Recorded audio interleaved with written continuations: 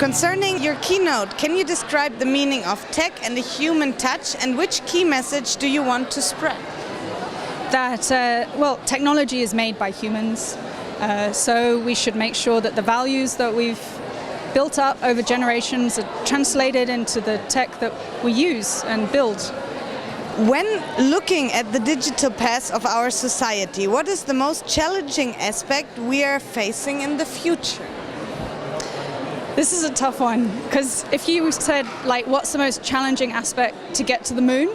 There's so many. If I was really pinned to the wall and had to give an answer, I'd say governance.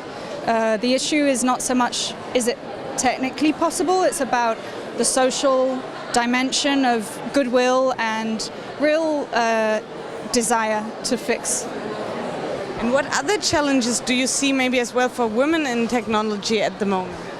Challenges, I think really if you have a very niche part of the population designing the tools, then the tools will only be useful for a very niche part of the population. So it's really about making sure that as a species we reach our full potential. There's this classic example of the soap dispenser, I'm sure you've seen it, where it only works for people with very pale skin. If you don't have everybody at the table from the get-go, you'll make useless products. This is about making good product. What is the added value of diversity, especially within IT? IT is so influential and so integrated in our infrastructure, our way of operating as people, as a group. So again, if you have something very important, then you have to make sure that everybody's at the table so that those things work for everybody rather than a niche of the population. We've got to make useful stuff. Diversity is about making useful stuff. What was the message you wanted to tell today, maybe to the people here?